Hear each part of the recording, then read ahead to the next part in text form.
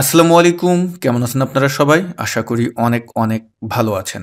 Computer basic to advance কোর্সের ২য় ভিডিওটিতে আপনাদের প্রত্যেককে স্বাগতম। আমি আপনাদের কাছে আগের থেকে সরি বলে নিচ্ছি। কারণ হলো আমার কথা ছিল যে প্রতি সপ্তাহে একটা করে ভিডিও দেওয়ার। বাট আমার পুরাতন কম্পিউটারটা নষ্ট হয়ে যাওয়ার কারণে আমি ভিডিওটা দিতে পারিনি। আমি নতুন কম্পিউটার কিনেছি এবং আমাদের যেই কম্পিউটারের যে কোর্সটা হবে এইটা কিন্তু এখন থেকে উইন্ডোজ 11 এর উপর হবে। কারণ বর্তমান সময়ে আপনি দেখবেন উইন্ডোজ 11 এই কিন্তু সবাই বেশি ব্যবহার করতেছে। উইন্ডোজ 10 আর 11 এর ভিতরে কিছু পার্থক্য ছাড়া মানে কিছু আইকনগুলোর পজিশনের পার্থক্য ছাড়া কিন্তু অন্য কোনো পার্থক্য নেই। আপনারা এটা দেখলেই বুঝতে পারবেন যে আসলে কিভাবে কি করতে হবে। তো আমাদের প্রথম যে ভিডিওটি ছিল সেখানে কিন্তু আমরা কম্পিউটারের বিভিন্ন বিষয় নিয়ে আলোচনা করেছি। আজকের এই ২য় ভিডিওটিতে আমরা যেই বিষয়টি নিয়ে আলোচনা করব এবং প্র্যাকটিক্যাল কাজ করে দেখাবো সেটা হলো আপনি আপনার কম্পিউটারকে কিভাবে অর্গানাইজ করবেন। আমরা প্রথমে যে কাজটি দেখব যে দেখুন আপনি যখন কম্পিউটার ওপেন করবেন, নতুন একটি কম্পিউটার কিনবেন, তখন কিন্তু একটা বিষয় খেয়াল করবেন, এই যে ডেস্কটপে যে আইকনগুলো আছে, এই যে আমরা আইকনগুলো দেখতে পারতেছি, এখানে কিন্তু আপনার এই দিস পিসি বা রিসাইকেল বেন বা এই টাইপের কন্ট্রোল প্যানেল এই আইকনগুলো না থাকতে পারে, একটা দুটো থাকতে পারে। সেই ক্ষেত্রে আপনি এই আইকনগুলো কোথা থেকে আনবেন? তো এটার জন্য আমরা যে কাজটি করব, আমাদের যে ডেস্কটপ স্ক্রিনটা আছে এখানে এসে আপনি মাউসের রাইট বাটনে চাপ দিবেন। যখনই রাইট বাটনে চাপ দিবেন এখানে দেখবেন পার্সোনালাইজ লেখা আছে। তো আমরা যারা উইন্ডোজ 10 ব্যবহার করি তাদের এমন না দেখাতে পারে, তাদের দেখাবে হলো এমনভাবে, এখান থেকেও আপনি এই যে পার্সোনালাইজ আছে এটাই চাপ দিবেন। যখন এখানে চাপ দিবেন, আপনি যারা উইন্ডোজ 10 ব্যবহার করেন তারা বাম পাশে দেখবেন কোথায় লেখা আছে থিমস, বাম পাশে কিন্তু থাকবে। আর যারা উইন্ডোজ 11 ব্যবহার করেন তাদের কিন্তু থিম এখানে থাকবে। আপনি যে কাজটি করবেন এই থিমে চাপ দিবেন। যখন এই থিমে চাপ দিবেন, যারা উইন্ডোজ 10 ব্যবহার করেন তারা দেখবেন ডান পাশে এরকম ভাবে লেখা থাকবে আইকন সেট, এরকম ডান পাশে লেখা থাকবে। আর যারা উইন্ডোজ 11 ব্যবহার করতেছেন তারা হলো এই যে ডেস্কটপ আইকন সেটিংস, এটাই চাপ দিবেন। যখনই এটাই চাপ দিবেন তখন আপনার সামনে এই ডেস্কটপ আইকন সেটিংস এর এই ডায়লগ বক্সটা চলে আসবে। তা আমরা এখান থেকে যেটা যেটা আপনি চাচ্ছেন ডেস্কটপে সেটা এখানে টিক দিয়ে নেবেন। এই আইকনগুলো কিন্তু আপনার ডেস্কটপে চলে আসবে। ডিফল্ট ভাবে কিন্তু আমাদের এই আইকনগুলো থাকে না। তা আমরা যে কাজটি করব এখানে এসে কিন্তু সিলেক্ট করে নিব। তা যখনই আপনি ওখানে চেক দিয়ে অ্যাপ্লাই করে দিবেন আপনি দেখতে পারবেন যে আপনার এই যে ডেস্কটপ আইকনগুলো এগুলো কিন্তু ডেস্কটপে চলে আসবে। এবার আমরা যে কাজটি করব সেটা হলো যে আপনারা অলরেডি দেখতে পারতেছেন আমার যে ডেস্কটপে একটি ওয়ালপেপার দেওয়া আছে। আমি যেহেতু ডেটা অ্যানালাইসিস কাজ করে থাকি সেহেতু আমি ডেটা অ্যানালাইসিস রিলেটেড একটি ওয়ালপেপার আমার ডেস্কটপে সেট করে রেখেছি। তো আমরা অনেকেই আছি যে আমাদের পছন্দের যে পিকচারগুলো সেগুলো সেট করতে চাই, অথবা আমরা একদম সলিড কালার সেট করতে চাই। এইগুলো আমরা কিভাবে করব, অর্থাৎ আমাদের ওয়ালপেপার কিভাবে সেট করব। এজন্য আমরা একই কাজই করব আইকন সেটের জন্য যেভাবে করেছিলাম। আমাদের এই ডেস্কটপ স্ক্রিনে এসে আমরা রাইট বাটনে চাপ দেব। মাউসের রাইট বাটনে চাপ দিলে এখানে দেখতে পারবো পার্সোনালাইজ লেখা আছে। পার্সোনালাইজে আপনি চাপ দিবেন। যখনই চাপ দিবেন তখন আপনার সামনে কিন্তু এমন দেখাবে যারা উইন্ডোজ 11 ব্যবহার করতেছেন, আর যারা উইন্ডোজ 10 ব্যবহার করতেছেন তাদেরও এমন দেখাবে। একটু কিছু পজিশন পার্থক্য থাকবে, যে ফিচারগুলো একটু উপরে নিচে ডানে বামে এমন থাকতে পারে, আদারওয়াইজ অন্য কোনো কিন্তু পার্থক্য নেই। তা আমরা এখন ব্যাকগ্রাউন্ড যেহেতু চেঞ্জ করব, আমি এই ব্যাকগ্রাউন্ড যে লেখাটা আছে এটার উপরে চাপ দিব। এটার উপরে চাপ দিলে আমার কিন্তু এমন দেখাচ্ছে। এখন এই বাম পাশে দেখতে পারবেন পিকচার লেখা আছে। আমি যদি এখন এই পিকচারের এই অ্যারোতে চাপ দিই, এই অ্যারোতে গেলে এখানে কিন্তু সলিড কালার আছে, স্লাইড শো আছে। তা আমি যদি সলিড কালার দিতে চাই, পিকচারটা একটু পরে আসতেছে, আমি সলিড কালারে দিলাম।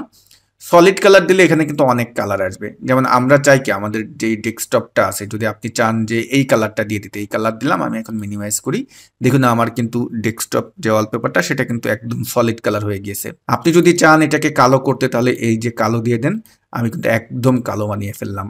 তা সলিড কালারটা এখান থেকে দিতে পারবেন। এখানে দেখতে পারবেন ভিউ কালার্স আছে। আপনি যদি এই কালারগুলো বাদেও অন্য কালার সেট করতে চান তাহলে ভিউ কালার্সে আসবেন। এখান থেকেও কিন্তু কালার সেট করে নিতে পারবেন। যেমন আমি একটু ডার্ক গ্রে দিয়ে দিচ্ছি, ডার্ক গ্রে দিলাম, ডান করে দিলাম। এখন যদি আমি মিনিমাইজ করি দেখুন এখানে অবশ্যই ডার্ক গ্রেটা অত ডার্ক গ্রে হয়নি। আমরা এইভাবেই কিন্তু সেট করতে পারি সলিড কালারটা। তা আমি আবার এখানে আসলাম, এখানে সেই অ্যারোতে চাপ দিলাম। চাপ দিয়ে এখানে যেটা আছে যে স্লাইড শো, স্লাইড শো বলতে আসলে কি বোঝাচ্ছে? স্লাইড শো হলো কি, যে ধরুন আপনার কম্পিউটারের একটা ফোল্ডার আছে। যেমন আমি যদি এই দিস পিসিতে যাই, দিস পিসিতে গেলে এই যে আমাদের ড্রাইভগুলো দেখতে পারতেছি এগুলোকে কিন্তু ড্রাইভ বলে। ড্রাইভ কিভাবে আপনি আলাদা আলাদা করে নতুন করে তৈরি করবেন এটাও আমরা দেখাবো। এই সব কিছু আপনারা শিখবেন। ধরুন আপনার একটা ড্রাইভ আছে, এই ড্রাইভের ভিতরে বা আপনার ডেস্কটপে এই ডেস্কটপের নতুন একটা ফোল্ডার তৈরি করবেন। তাই এক্ষেত্রে আমরা কি করব, মাউসের রাইট বাটনে চাপ দিব। যখন মাউসের রাইট বাটনে চাপ দিবেন তখন এখানে নিউ লেখা দেখবেন, নিউ থেকে একটা ফোল্ডার নিলাম। এই ফোল্ডারটার ভিতরে, এই ফোল্ডারটা যখন আমি দুটা চাপ দিলাম, এই ফোল্ডারটার ভিতরে আপনার পছন্দের কিছু ছবি আপনি এখানে সেভ করে রাখলেন। এখন এই ছবিগুলো কোথা থেকে পাবেন? এই ছবিগুলো আনার জন্য আমাদের কি করতে হবে, যে কোনো ব্রাউজার ওপেন করতে হবে। আমি গুগল ক্রোম ব্রাউজার ওপেন করলাম, ইন্টারনেট ব্রাউজার যেটাকে বলে।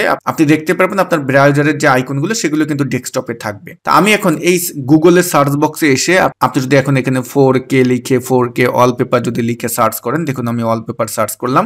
এখানে আসার পরে আমরা যে কাজটি করব, আমরা ইমেজে চাপ দেব। এই ইমেজে যখন চাপ দিবেন তখন কিন্তু এখানে অনেক ওয়ালপেপার পাবেন। তা আপনার যে ওয়ালপেপারটা পছন্দ হবে আপনি জাস্ট এখানে নাম লিখে দিবেন, 4K লিখে দিবেন, তাহলে রেজুলেশন ভালো হবে।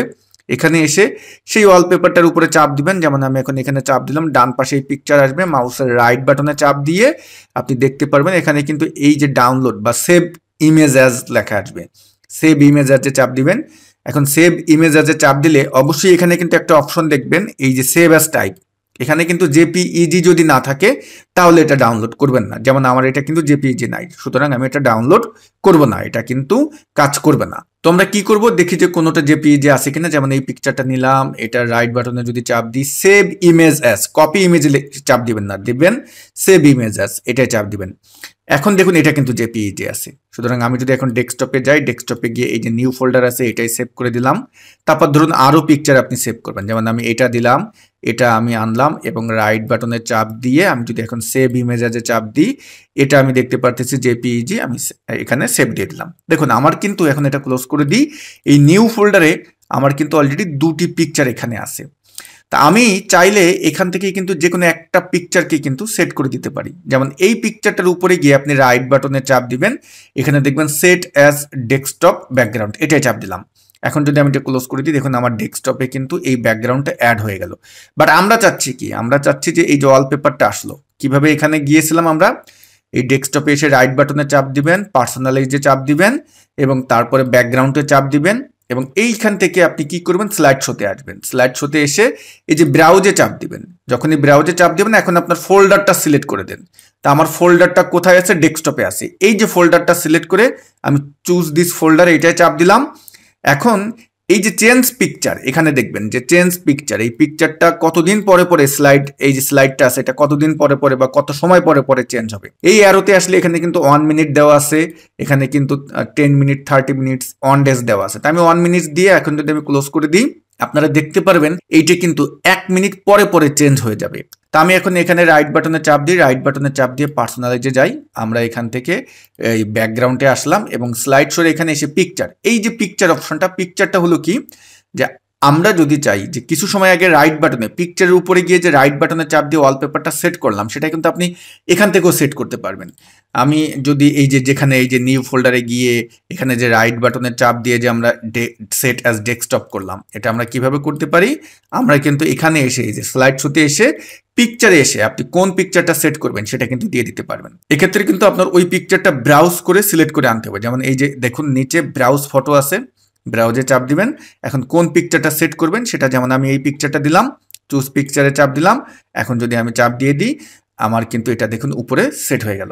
এখানে যে অপশন আছে আরেকটা আমরা দেখতে পারতেছি, choose a fit for your desktop image, এই জায়গাটায় এটা হলো কি যে আপনার পিকচারটা ফিট কোন টাইপের, সেন্টারে নেবেন না বড় নেবেন, কিভাবে নেবেন, এখানে কিন্তু আছে। তা আমরা এটা ডিফল্ট ফিলই করে দিব। তা এইটা ছিল আসলে ব্যাকগ্রাউন্ডের ব্যাপারটা। এবার আমরা যেটা নিয়ে আলোচনা করব, আমি যদি এটা একটু ক্লোজ করি, আমরা আমাদের এই ডেস্কটপে এই যে শর্টকাট আইকনগুলো দেখতে পারতেছেন, এই যে আইকনগুলো, এখানে কিন্তু আমরা নতুন কিছু আইকনও দেখতে পারতেছি, যেমন অভ্রো, তারপর এখানে জুম, তারপর এখানে গুগল ক্রম, নিচে যেটা আছে এটাকে কি বলে, এটাকে কিন্তু টাস্ক বার বলে। ওকে, তা আমরা এইখানটায় এবারে যদি আমরা একটু তাকাই, এখানে কিন্তু অনেক আইকন আছে, এক্সেল, তারপর অন্য অন্য আইকনগুলো আছে। এখানে ডিফল্ট আইকন অনেকগুলো চলে আসে, বাট আপনি চাচ্ছেন আপনার পছন্দের কিছু আইকন এই টাস্ক বারে রাখবেন। এইটা কিভাবে রাখবেন, ধরুন আমি এখন এখানে রাখতে চাচ্ছি মাইক্রোসফট ওয়ার্ড যে প্রোগ্রামটি আছে সেটা আমি এখানে টাস্ক বারে রাখতে চাচ্ছি, সেটা আপনার যে কোনো প্রোগ্রাম হতে পারে। এক্ষেত্রে এই যে টাস্ক বারে যে সার্চ বার আছে এখানে এসে আপনি লিখবেন, যেমন আমি এখন ওয়ার্ড লিখলাম, ওয়ার্ড লেখার সাথে সাথে কিন্তু এখানে দেখুন আমার কিন্তু ওয়ার্ড লেখা চলে এসেছে, আমরা কিন্তু খেয়াল করতেছি। তা এখানে আমরা যেটা চাচ্ছি সেটা যখন লিখলেন, লেখার পরে যখন চলে আসবে, এটার উপরে এসে মাউসের রাইট বাটনে চাপ দিবেন। রাইট বাটনে চাপ দিলে এখানে দেখতে পারবেন পিন টু টাস্ক বার। ওকে, আমরা যখন এটা চাপ দিলাম, দেখুন আমার কিন্তু এই টাস্ক বারে কিন্তু মাইক্রোসফট ওয়ার্ড চলে আসছে। তা আপনার পছন্দের আইকনগুলো কিন্তু এভাবে টাস্ক বারে এনে আপনি রাখতে পারেন। তা কখনো যদি এটা আবার আপনি রিমুভ করতে চান, কিভাবে করবেন? তা এইখানে এসেই আবার রাইট বাটনে চাপ দিবেন, যেটা রিমুভ করতে চাচ্ছেন সেটার উপরে রাইট বাটনে চাপ দিবেন। এই জায়গাটায় দেখবেন আনপিন ফর্ম টাস্ক বার, এটাই চাপ দিবেন, দেখবেন এটা আবার চলে যাবে। তা আমাদের গুরুত্বপূর্ণ আইকনগুলো কিন্তু আমরা টাস্ক বারে এনে কিন্তু খুব সুন্দরভাবে রাখতে পারি। তা আমাদের এই টাস্ক বারের কিন্তু কিছু সেটিংস আছে, যদি আপনি এটাও হ্যান্ডেল করতে চান কিভাবে করবেন। যেমন আমরা এখানে আসলাম, এখানে এই টাস্ক বারের উপরে এসে আমরা যদি এখন রাইট বাটনে চাপ দিই, দেখুন এখানে টাস্ক বার সেটিংস আছে, এটা চাপ দিবেন। এটা চাপ দিলে এইখানে এসে কিন্তু আমরা টাস্ক বারের যেই অপশনগুলো এগুলো নিজেরা হ্যান্ডেল করতে পারি। কিভাবে দেখুন, সার্চ অপশন, যেমন এই নিচে যে সার্চ অপশন, এই সার্চ আইকন অ্যান্ড লেবেল, এই এখানে যদি আসি, আপনি যদি এটা হাইড করতে চান, দেখুন এখন কিন্তু আমার নিচে সার্চ আইকনটা নাই, খেয়াল করেন এখানে কিন্তু নাই, হাইড করে দিছি। আমি যদি এখন এখান থেকে সার্চ আইকন অনলি, শুধু আইকন দেখতে চান, আইকন আছে, নিচের দিকে তাকাবেন, সার্চ আইকন অ্যান্ড লেবেল এটা, আর আমাদের ডিফল্ট যেটা থাকে সেটা হলো সার্চ বক্স, এভাবে থাকে। তা আমি যেটা করতে চাচ্ছি সার্চ আইকন অ্যান্ড লেবেল এটা এনে দিব। এবং এই সার্চ বারের ভিতরে অনেক কিছু আমরা নতুন কিছু দেখতে পাই, যেমন এখানে কিছু লেখা আছে, এই লেখাগুলো যদি আপনি দেখতে চান যে এগুলো আমি এখানে রাখতে চাচ্ছি না, তাহলে এখান থেকে কি করে দিবেন, এগুলো অফ করে দিবেন, অন করা আছে। এবার ধরুন আমরা অনেক সময় আছে যে আমাদের কম্পিউটার যখন স্লিপ মোডে চলে যায়, স্লিপ মোডে চলে গেলে তখন আপনি চাচ্ছেন যে স্লিপ মোডে কিছু পিকচার থাকবে, কিছু 3D টাইপের ইফেক্ট হবে, এইটাকে আসলে বলা হয় স্ক্রিন সেভার। এটা আপনি কিভাবে ব্যবহার করবেন?